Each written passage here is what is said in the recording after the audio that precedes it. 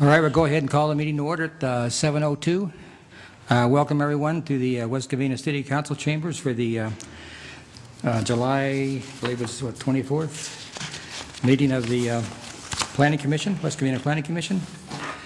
Our flag salute tonight will be led by Mr. Commissioner Don Woods, and please remain standing for a couple moments of silent prayer. Thank you.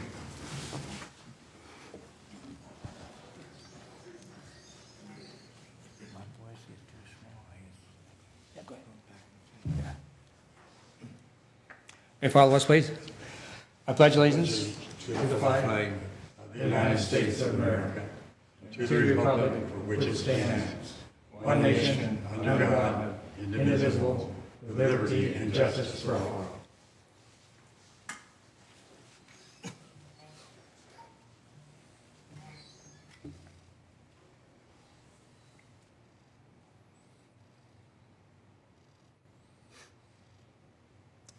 Thank you very much. May we roll call, please? Commissioner Valles? Here. Commissioner Holtz? Here. Commissioner Woods? Here. Commissioner Menifee? Here. Chairman Stewart? Here. Do we have any changes to the minutes of last meeting?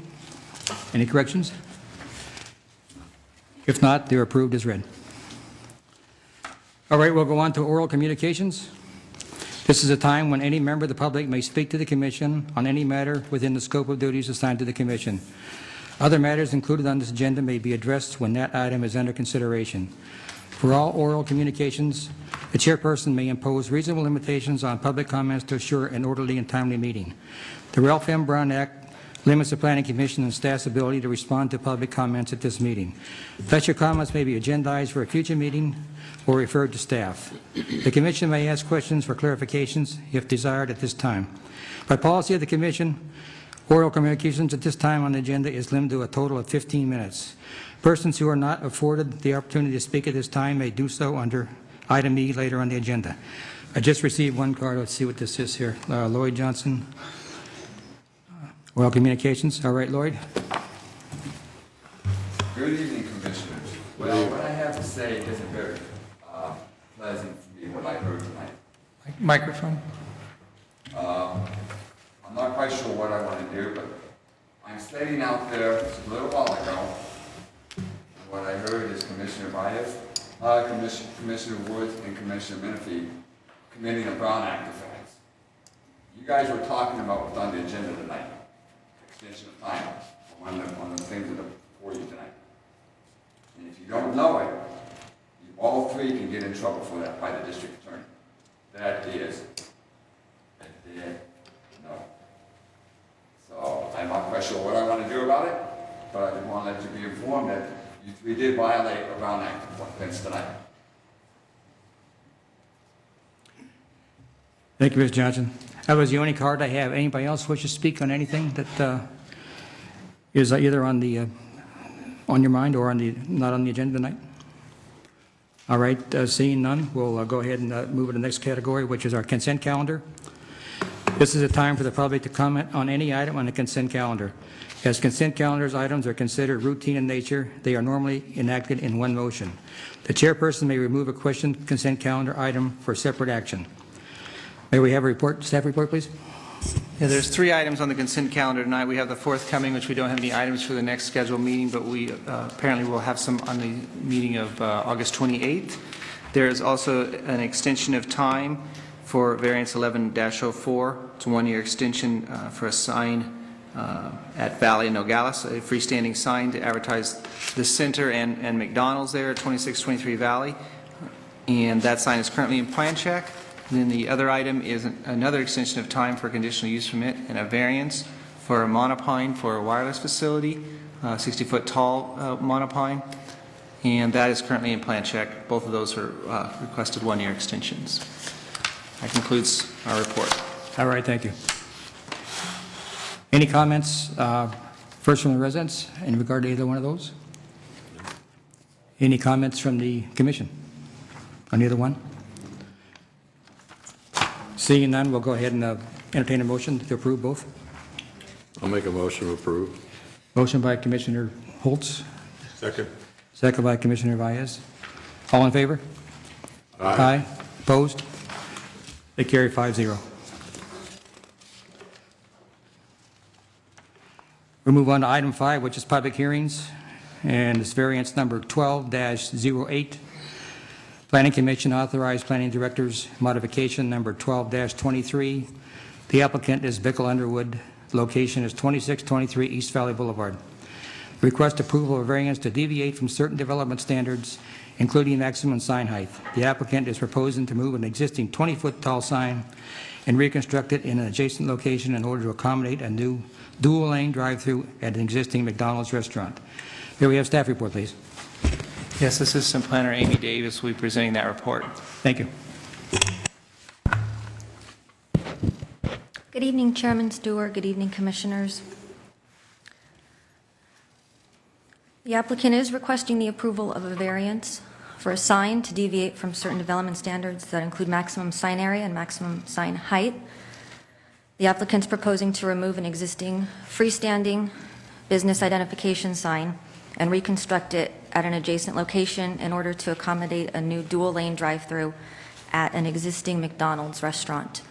The applicant is also requesting the approval of a planning director's modification to redesign the site to allow for the second drive-through lane.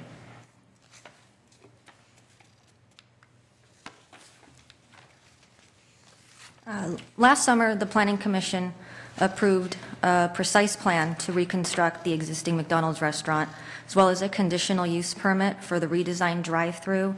Over the past year, the applicant's been finalizing plans for the reconstruction.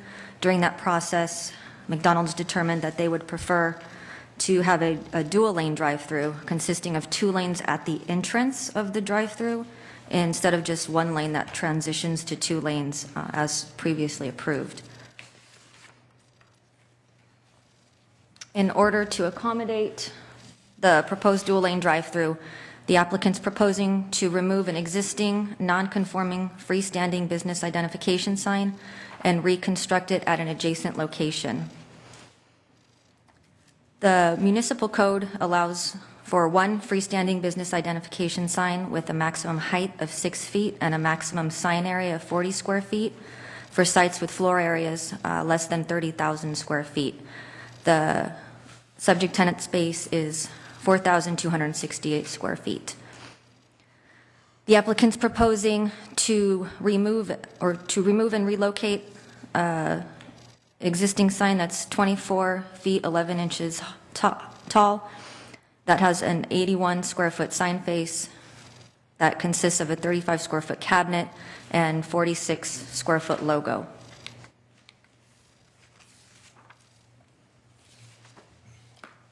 The sign is internally illuminated and double-faced. It consists of a single support that's 1 foot wide and 1 foot deep and painted white. The cabinet consists of a red face with white letters that spell McDonald's and yellow letters that spell drive-through, and the restaurant chain's trademark golden arches are mounted on top of the cabinet. The sign will be located within a landscaped area in the southeast section of the subject property.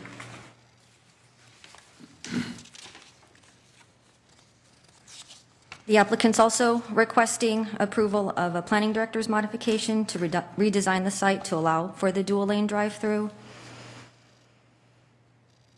Under the approval of the previous conditional use permit, modifications to the existing single-lane drive-through featured 1 entry point located on the east side of the restaurant building. Toward the rear of the building, the drive-through splits into a side-by-side lane configuration separated by a landscaped island with vehicles merging into 1 lane after customers place their orders. In a revision earlier this year, or in this revision, pardon me, the applicant is proposing to reduce the width of a paved area on the east side of the building adjacent to the proposed new play place to accommodate a dual-lane drive-through with 2 lanes at the entrance of the drive-through on the east side of the building. The applicant's not proposing to modify the remainder of the proposed drive-through configuration. And the dual drive-through lanes will be separated by a painted stripe.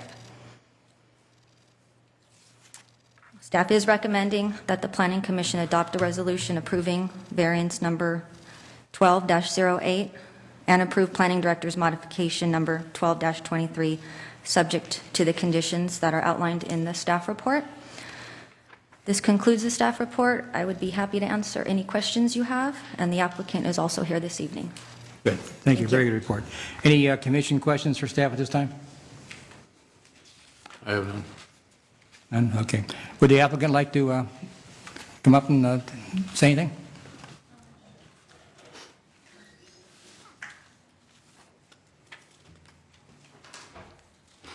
Hi, my name is Kate Curtin. I'm with Big Underwood. Speaker's not on. Hello. It's on. Kate Curtin with Big Underwood. No, it's not. It's on the green light.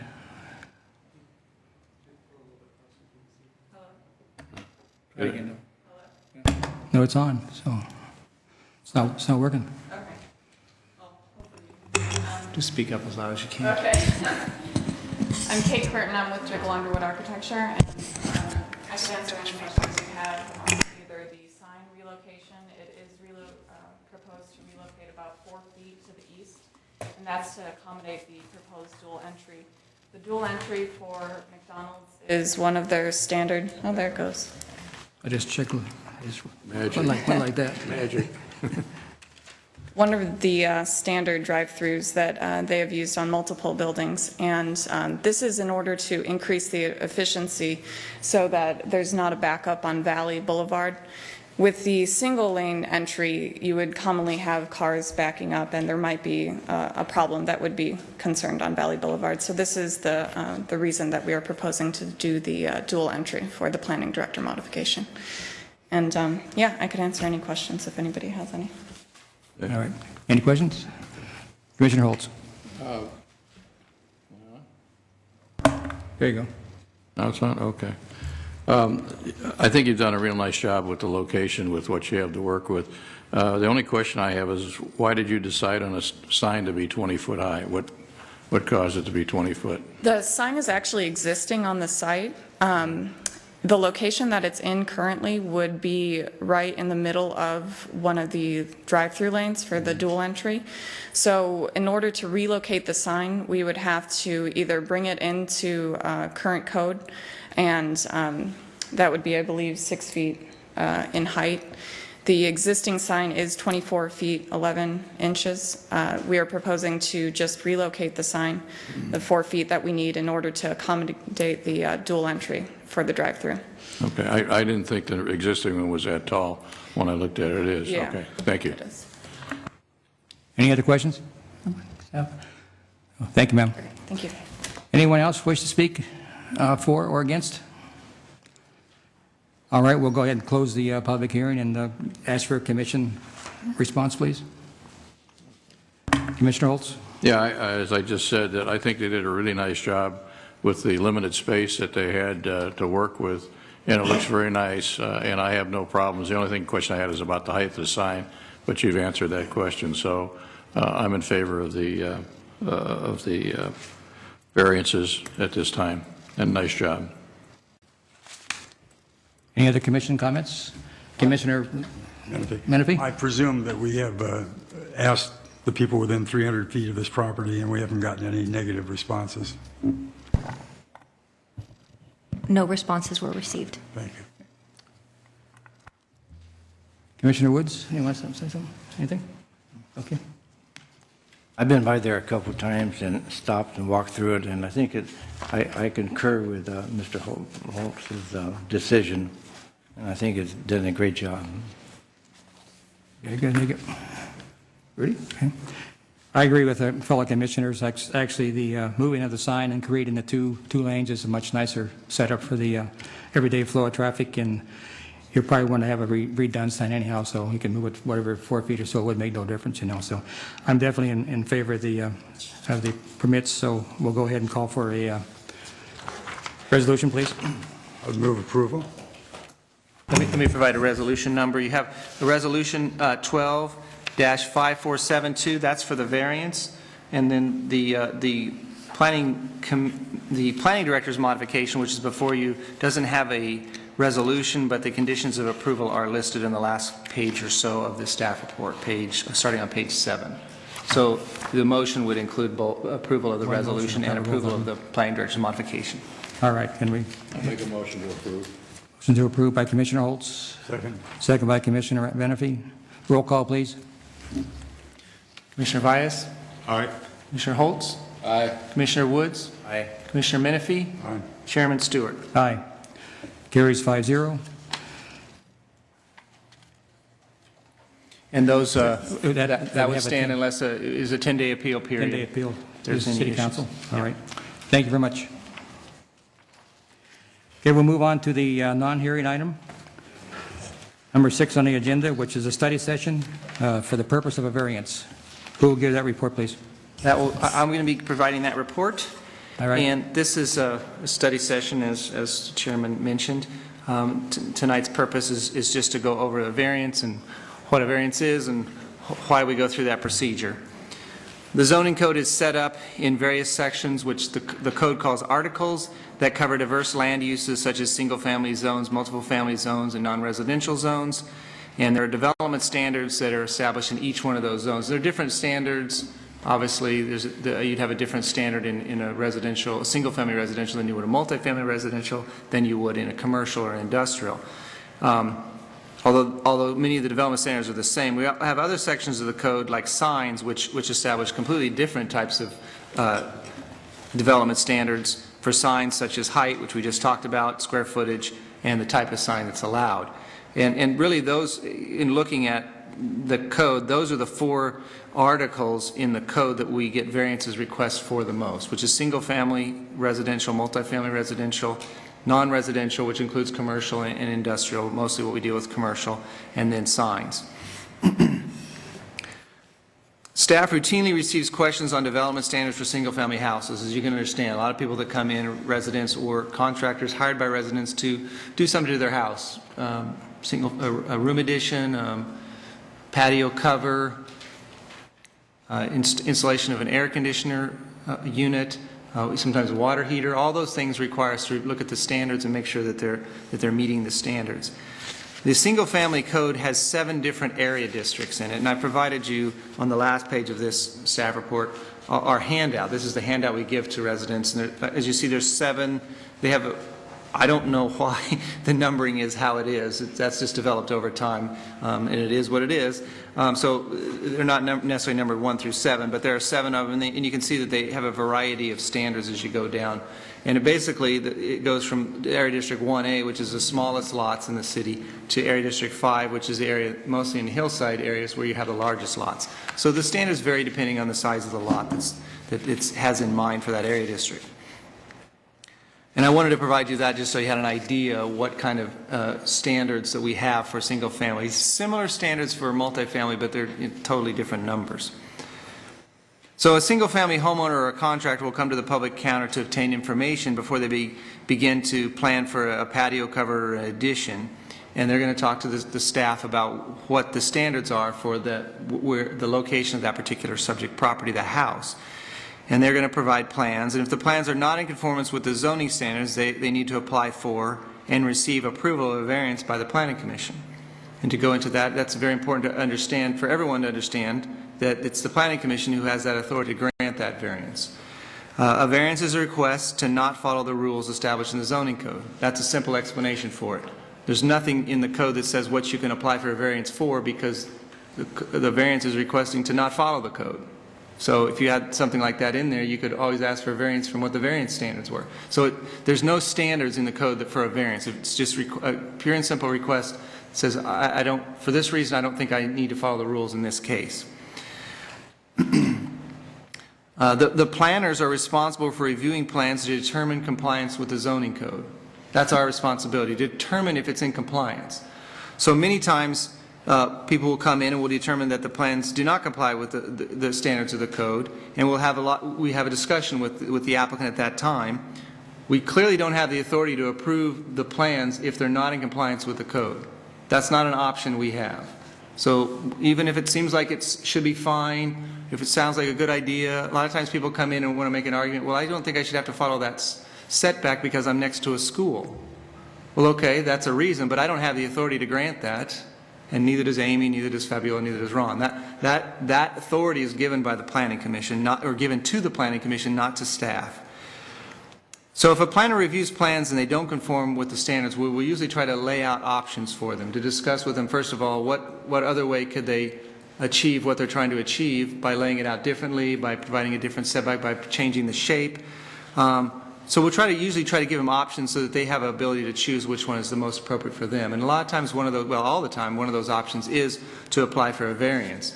We don't necessarily suggest that a lot at the counter because a variance, there's a cost to a variance, it's $2,000. So if let's say you're putting in an air conditioner unit and you don't want to meet the setback, does it make sense to spend $2,000 so that you don't meet the setback to put in a $2,000 piece of machinery?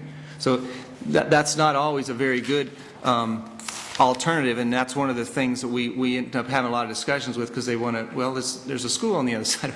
Well, we don't have the authority to just willy-nilly decide when the code applies and when it doesn't. That is left to, and I'm emphasizing that a lot because it's a very important point, that the Planning Commission is the one that's granted that authority, not staff. Also, state law establishes the standards by which a variance should be approved. So this is an area of statewide concern. It has been for decades. Variances weren't invented last week. They've been around for decades. State law establishes that variance should be granted based on physical circumstances that make the subject property different than the surrounding properties, and that the circumstances would create a hardship if the property had to comply with the usual development standards. So that's basically the reason to approve a variance.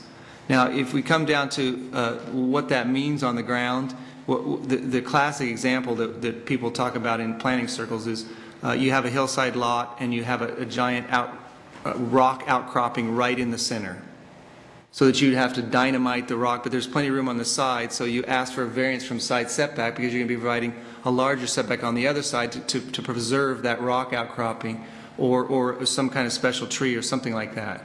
So that's a special circumstance. Another one that comes into play a lot of times is an odd-shaped lot, and as probably any of you have seen, have looked around very much, we do have some odd-shaped lots. We have 5- and 6-sided lots. We have 3-sided lots. We have lots that have 3 street frontages. So there are some reasons why you might want to consider a variance in those kind of circumstances, because the lot is odd-shaped. The code establishes 4 findings that the Planning Commission must make to approve a variance, and those you will find in the resolution. So if we turn back a couple pages to the one we just looked at, in the resolution you will find up on the second page that there's 4 variances that we enumerate for you, but when it's approved, it's your names that are on the document, and you're the ones who are approving it. We're just providing you the documentation to approve or deny. And I guess to help you out on that one, that would be on, yes, page 3 of the staff. Well, it starts on page 2 and ends on page 3. The bottom of the page, it's 1A, B, C, and D. So those are the findings that, and here I'm going to read the findings for you, that there are exceptional or extraordinary circumstances not applicable generally to the other property or class of use in the same vicinity and zone, that such variance is necessary for the preservation and enjoyment of a substantial property right possessed by other property in the same vicinity and zone, but which is denied to the property in question. That 3, that granting such variance will not materially Number 3, that granting such variance will not be materially detrimental to the public welfare or injurious to property or improvements in such vicinity and zone in which property is located. And 4, that granting such variance shall be consistent with the adopted general plan and any applicable specific plans. So to approve one, you have to make all those findings. If you can only make 3 of them, that's not enough. You'd have to deny it. But so you have to make all 4 findings. When a variance request is presented to the Planning Commission, the Planning Department will provide a background staff report and will provide a recommendation, approval, continuance, or denial. And if it's an approval or a denial, we will provide you with an accompanying resolution that provides you with the findings to show approval or show denial. The resolution is the official or formal decision of the Planning Commission. So it's a very important document. If there were to be a lawsuit or someone to challenge it, that's what they would look at. Not necessarily the minutes of your discussion or any kind of other documentation you might provide. It's going to be the resolution that's going to be what everybody's looking at. Over the past 2.5 years, we've had 26 applications for variances submitted. Of probably the items that come to you, that's probably the most of any item, CUPs, precise plans, general plan amendments, any of those things, track maps. We've had more variances than any of those, I think. Generally, those requests have been for a couple things: minimum parking requirements, or from minimum parking requirements, sign standards, setbacks, and retaining wall height. I think there was a couple that were retaining wall heights. An applicant can always request to deviate from required development standards, which is what I've been discussing for the last few minutes. However, state law has determined that use variances are not allowed. And we still have a lot of use variances on the books from the 40s and the 50s, maybe even into the 60s. And it's been decades since that was ruled to be not allowed. And a use variance is basically if you have a single-family property and it's surrounded by single-family houses, but you want to build something commercial on it.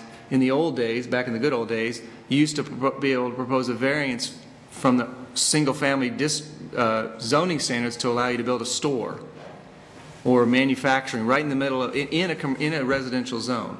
And we've had I think we still do in some places have residentially zoned properties that obtained a use variance decades ago and have a commercial use on them. But we can't do that anymore. That would be illegal. We would lose a lawsuit. You can't do it. So we always discuss that issue with individuals, and if there's something that seems to be close or bordering on that, we will always communicate with our city attorney's office to make sure that we're not setting the city up for a granting of a use variance. Variances are a common type of discretionary permit that is reviewed by the Planning Commission. It is common for cities across the state of California to have the variance process. As far as I know, every city has that process. The municipal code gives authority to the Planning Commission to determine whether it's appropriate to approve a variance, and any decision by the Planning Commission whether to approve or deny is available appealed to the City Council within a 10-day period. And that concludes staff's remarks on that. I'd be happy to answer any questions if you have any on the purpose or process or anything on a variance. Okay. Commissioner, requests from staff? Anything? Very helpful. Of the 25 we've had in the last 2.5 years, how many have we approved, do you remember? I didn't count those. Maybe, My gut feeling is probably most of them. The majority were probably approved. So somewhere probably between 20 and 23, I'm guessing were approved. That's kind of a hunch, not necessarily an educated guess. Seemed like we had more, but that's surprising, really. It's not too bad, really. Yeah. Okay. Any other questions, staff? Okay, thank you very much. All right, we'll go ahead and move down to the continuation of oral communications. Anybody wish to say anything? Who's? Seeing none? All right, we'll go ahead and go on to the commissioner reports. Do we have any thoughts or anything? Commissioner Holtz. Yeah, I just want to thank staff for this last purpose of variance, which is helpful to me anyway, and also the follow-up on the zoning acronyms for land use matrix that we asked for last time. I think it makes it a lot easier for us to understand some of the things that you're talking about, at least for me it is anyway. So I want to thank you for that, and also for following up on the suburban water property for me. Thank you for that. Any other comments? Yes. Commissioner Menifee? I talked with Jeff early this week, I guess, about the Arts Commission projects, because some of us were very involved in the Arts Commission at one time, and would ask him if he'd like to update the entire commission on that. Do you want me to do that now, or do you want me to do that under my report? I can do it either time. Yeah, I can get on your report, yeah. Yeah, okay. Any other things? All right. I'll make a couple comments here. Actually, Mr. Holtz told me about this problem across the street from him there. That was something that they even used that property for what they were doing there, so I'm glad it's been pretty taken care of. And I hope pretty soon that we have some word on what's going on in these things, because so many people are asking me, and I don't really want to say for sure what's going on there, but now they see it all landscaped and everything, why they can't figure out why we don't know what's going on, so hopefully we'll have some definite word pretty soon. Anyway, with that, we'll go ahead and move on to the Planners Director's report. Okay, well, let me start with Gerald's question, because Okay, that's fine. that is, I know there's a lot of interest in that. We are, as a matter of fact, Gerald asked me about it, but just today we went down and inspected. We've got one of the art pieces. We've received it. So we went down and opened the crate and inspected it. It looks beautiful, just like we'd hoped it would. Well, at least I hoped it would. Hopefully you guys will meet with your approval too. And then after I got back from that, I got an email from the other artist who says they just shipped that one. So we've got one, the other one's in transit, so hopefully by the end of the week we'll have both of them. We are in process of working with a contractor to get them on board to install them. So we're getting pretty close now. It took us a little while to get all the ducks in a row, I guess you'd say. But I think, I don't want to give a timeline right now because it's still a little bit iffy. We've got the contractor, but we haven't got everything in line. We haven't talked to him about his timing. So, but I think within the next couple of months, we'll probably see some activity. Will there be a dedication? That is our plan, yes. Okay. But again, we have nothing planned yet because we're still not sure of the exact timeline. Good. Thank you. You can try and dedicate them both the same day or individual days? It's too early to tell. Too early to tell. We understand. Any other questions? All right, now we can have the planning director's report. We have the monthly status there for your review. That's pretty much all I have. I don't think there's anything else to report. Okay, what about the city council action?